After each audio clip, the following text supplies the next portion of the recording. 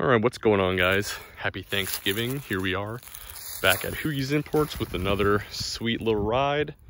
This here is a 1992 Suzuki Cappuccino. So I've had this one for a few months now. I just got it back up here to North Carolina. I had to get a little bit of body work done on this thing. This side over here has been resprayed, which, you know, looks great. They did an awesome job on the color match. So the reason why is because it has a small dent on the door here and on the fender up there. Sometime on its journey over here from Japan, the door here was hit in the back while it was opened, and it looks like it hyperextended all the way open. So of course that destroyed the door and the fender over here. So I had to find a restoration shop to fix that for me, because of course it was hard to find any kind of replacement fender or door. But yeah, they did a great job. The door opens and closes like normal again. Looks super clean and straight.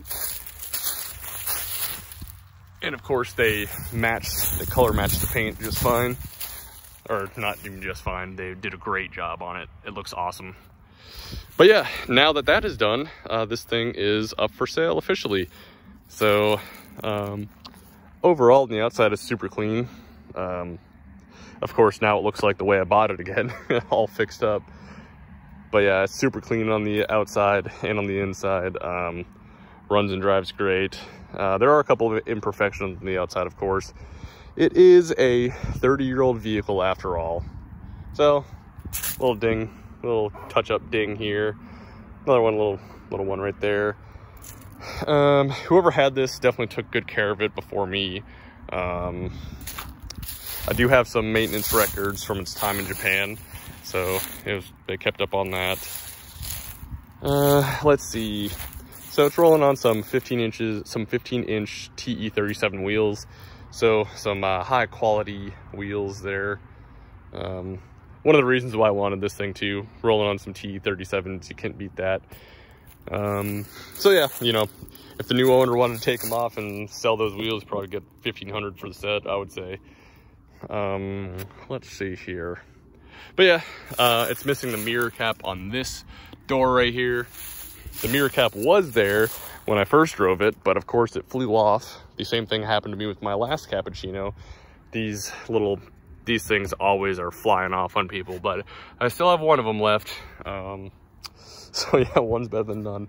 But yeah, this thing also has some S2000 calipers there, so it stops really well. Being only a 1,500-pound vehicle with those bigger brakes compared to what you had stock, it really does stop on a dime. It's got some good tires still. It has, let's see, what kind of tires are these? Some Bridgestone Potenzas. But yeah, with a good amount of tread left, those will keep you going for a while. And then, let's see. Headlights look good. Did a headlight restoration kit on those things, so they look pretty clear. A couple little scuffs on the bumper, like that one there. Just from riding solo for so long, who knows how long these previous owner had these coilovers dialed in for. But yeah, it looks great with the roof off. I have the roof panels right here. They look great. No fade on them or anything like that. Paint's awesome on those things. I feel like the paint is probably pretty new on this thing. Who knows? But yeah, we got this matching flake on the accents all around. You can't really tell from this angle, but they the metal flakes in here, or I guess maybe not metal, but whatever flakes are in here, they shine rainbow in the sun. So it's kind of a cool little accent, cool little touch up. Yeah, so you can see it goes all the way along here, and then around back, around the taillight shroud, and then all the way around. And then it also has the matching. That's matching on here, on the little strut bar, or strut brace, or chassis brace, whatever you want to call it. And then the same thing going on the steering wheel. It's pretty cool. Little Momo steering wheel right there. But yeah, back to the outside. Yeah, no damage to really take note of. I mean, there are like little dings and, you know, micro chips just from years of use, you know. It is a 30-year-old vehicle after all. Yeah, wheels look great. Keeping it on the outside, we do have the same matching paint on the license plate mount. It's like a cool little aftermarket license plate mount. I don't really know what it's from or where it is, but helps when you're looking at night when trying to back up. And also right next to that, we have our exhaust tips. We have the Garage John aftermarket exhaust, which looks really cool, coming through the bumpers there.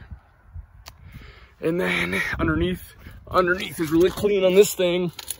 No rust under there, which I know is a common issue for these cappuccinos, but this one is really clean. Of course, can't get a great view of it because it's very low to the ground, but there's also an aftermarket limited slip differential down there.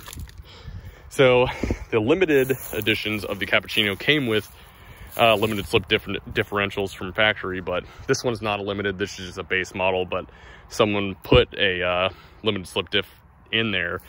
So if you are going around some bends, it is very easy to kick the tail out, and it's very easy to control. It is so fun. So let's see what else here. So I guess we can go to the inside. Like I said, this is a door that they fixed. It's perfect again, of course. So the door cards on the driver's door is pretty clean. There were a couple spots that were a little scuffed up that I just covered up with some leather tape. Doesn't match perfectly, but it looks better than the couple tears that were in there. Also, the driver's seat was torn a little bit. You can kind of see where it was, but I also used the same stuff on there. So it matches up pretty well. It looks better than it did. So a couple other little micro tears in there, but it's pretty common for this, the cappuccino leather to crack like that. So let's see, other than that, the interior is super clean. Obviously not a very big interior, but yeah, it does look really nice. The dash, which is also common to crack on these things, does not have any cracks on here. Got a little cool little aftermarket boost gauge there. Pretty cool, pretty fun. I think this thing runs about 0.9 to 1 bar maybe. So I think that's turned up just a little bit from factory. Because you can see here, we do have an aftermarket boost controller. There's the HKS EVC. So you can turn the boost up a little bit more if you want to. I haven't messed with it. I didn't want to blow anything up, but yeah, this thing does run a bit quicker than my last cappuccino, which was bone stock. But yeah, little aftermarket radio in there. It's not fitted in the best way, but that's what the previous owner did. Perfectly functional, works just fine. You know, speakers all work and everything. Obviously, you're not going to catch many channels here, but with the Japanese frequencies, but it still works just fine. Let's see, here's the light, interior light works, which is kind of a rare thing. And then there's a passenger seat, looks great. Passenger door card, looks great, nice and clean. I believe these are aftermarket rugs in here, but they look just fine. A little bit dirty right now, so. And then you got your little flare down there. And then, of course, there it is, again, aftermarket carpet there. Yeah. And then Momo steering wheel, pretty cool. Now you can kind of see the rainbow shine on there. Let me go up and down. Yeah, pretty cool. But this thing's sitting at 181,000 kilometers. So about 110,000 miles, which is, you know, not the lowest mileage in the world, but it definitely runs and drives like it has pretty low miles, excuse me. Having trouble pronouncing that at the moment. But yeah, so let's, I'll come around and I will pop the hood for you guys. Of course, the hood latch is in the glove box here. Come around, paint on the hood looks great. Of course, it is painted black rather than the red, which I do actually really like that look. The red on black, really cool. But yeah, here we go to the engine bay. It's not overly modified, but just got a couple little tasteful mods in my opinion. Of course, first we'll look at the wipers, the windshield wipers and the wiper shroud. Pretty cool. It's got the same metal flake matched on it. It's pretty cool. You can see the rainbow shine now. But yeah, we got a little strut bar, and right under that we have our Blitz coilovers, which is pretty cool. Then an aftermarket blow-off valve right there. So you can get some cool turbo noises when you're going down the road. Maybe people will realize that this is not a Miata when they hear a turbo sound coming off of it. Let's see. What else do we got here? Oh yeah, and then you got the boost control set up over here. So whoever did it and installed it the proper way, they did everything correctly. You can turn up the boost a little bit on this thing if you want to, but it actually is pretty quick as it is. And if we come down here, we can see the timing belt was changed a little bit under 30,000 kilometers ago. So you'll be fine with the timing belt for a long time on that. And there's your little engine, the little F6A, about the size of your hand. But that tiny little 660cc engine pushes out quite a good little bit of power, especially for pushing around a 1,500 pound vehicle. But anyways, that's that. So now we can come around. I'll start this thing up for you. This thing is warm. I was just driving it around, but cold starts are just fine on this thing as well. Start her up for you.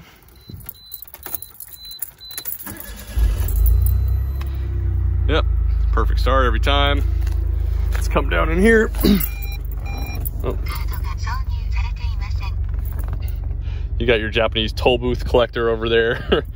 I love that, cool little quirk.